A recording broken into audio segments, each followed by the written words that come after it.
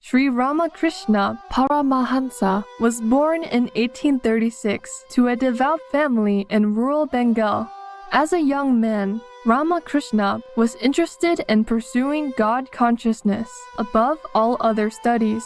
He joined his elder brother, who was then head priest at Dakshineswar Kali Temple, a holy site that is still active today. When his brother passed away, Ramakrishna was appointed as the temple's priest.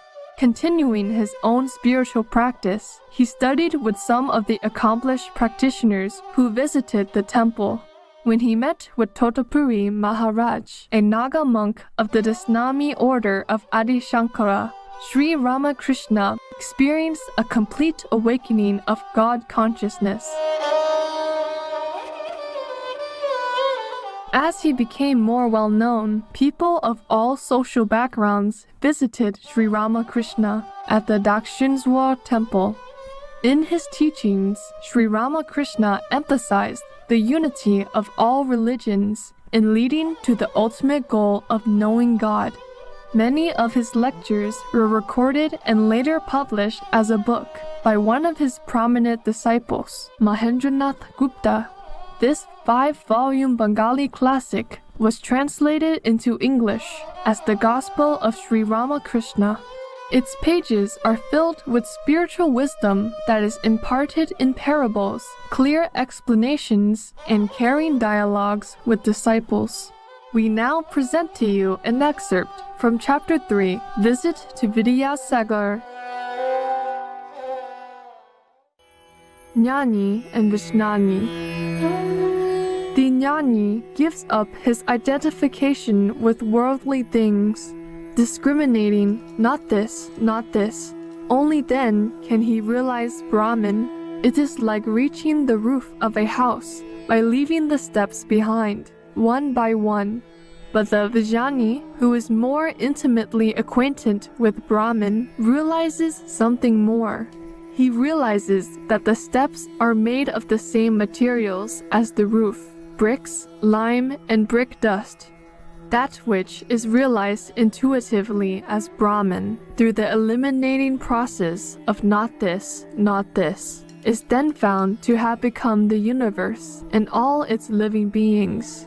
The Vijnani sees that the reality which is nirguna without attributes is also saguna with attributes. A man cannot live on the roof a long time. He comes down again. Those who realize Brahman in Samadhi come down also and find that it is Brahman that has become the universe and its living beings. In the musical scale, there are the notes sa, re, ga, ma, pa, da, and ni. But one cannot keep one's voice on ni a long time. The ego does not vanish altogether. The man coming down from Samadhi perceives that it is Brahman that has become the ego, the universe, and all living beings. This is known as Vijnana. Path of love is easy. The path of knowledge leads to truth, as does the path that combines knowledge and love. The path of love, too, leads to this goal. The way of love is as true as the way of knowledge. All paths ultimately lead to the same truth. But as long as God keeps the feeling of ego in us, it is easier to follow the path of love. The Vijnani sees that Brahman is immovable and actionless, like Mount Sumuru. This universe consists of the 3 gunas, sattva, rajas, and tamas. They are in Brahman, but Brahman is unattached.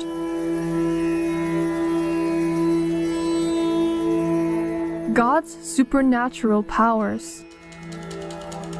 The Vijnani further sees that what is Brahman is the Bhagavan, the personal God. He who is beyond the 3 gunas is the Bhagavan with his 6 supernatural powers. Living beings, the universe, mind, intelligence, love, renunciation, knowledge, all these are the manifestations of his power. If an aristocrat has neither house nor property, or if he has been forced to sell them, one doesn't call him an aristocrat anymore.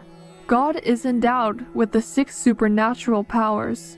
If he were not, who would obey him? Different manifestations of God's power. Just see how picturesque this universe is. How many things there are. The sun, moon, and stars. And how many varieties of living beings, big and small, good and bad, strong and weak, some endowed with more power, some with less.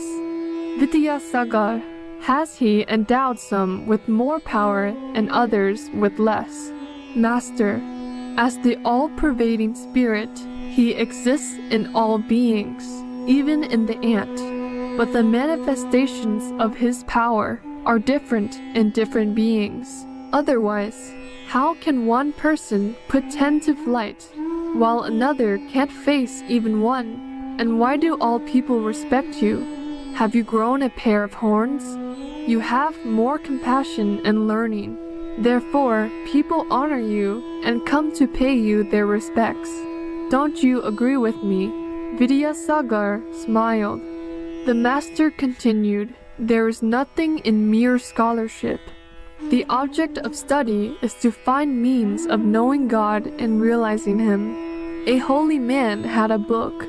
When asked what it contained, he opened it and showed that on all of the pages were written the words Om Rama and nothing else. What is the significance of the Gita? It is what you find by repeating the word 10 times. It is then reversed into Tagi, which means a person who has renounced everything for God. And the lesson of the Gita is, O men, renounce everything and seek God alone. Whether a man is a monk or a householder, he has to shake off all attachment from his mind. Chaitanya Deva set out on a pilgrimage to southern India.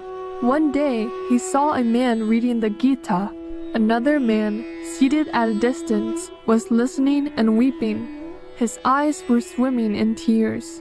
Chaitanya Deva asked him, "Do you understand all this?" The man said, "No, revered sir. I don't understand a word of the text." "Then why are you crying?" asked Chaitanya. The devotee said, "I see Arjuna's chariot before me. I see Lord Krishna and Arjuna seated in front of it, talking.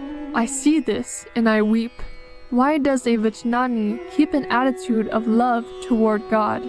The answer is that I consciousness persists.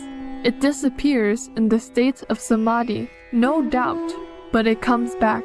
In the case of ordinary people, the I never disappears. You may cut down the aswatha tree, but the next day, sprouts shoot up.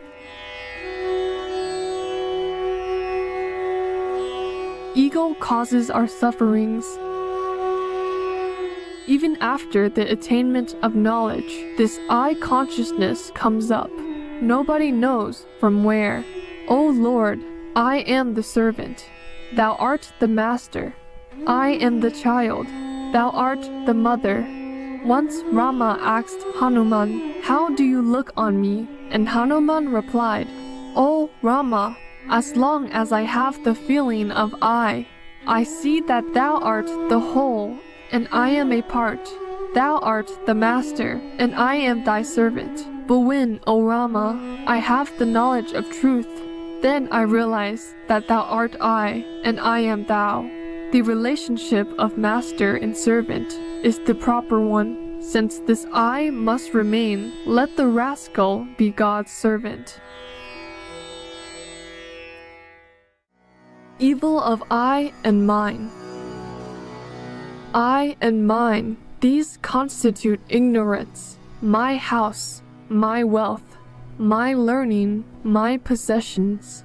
The attitude that prompts one to say such things comes of ignorance. On the contrary, the attitude born of knowledge is, O God, thou art the master, and all these things belong to thee. House, family, children, attendants, friends are thine. One should constantly remember death. Nothing will survive death. We are born into this world to perform certain duties, like the people who come from the countryside to Calcutta on business. If a visitor goes to a rich man's garden, the superintendent says to him, "This is our garden, this is our lake," and so forth. But if the superintendent is dismissed for some misdeed, he can't carry away even his manglewood chest.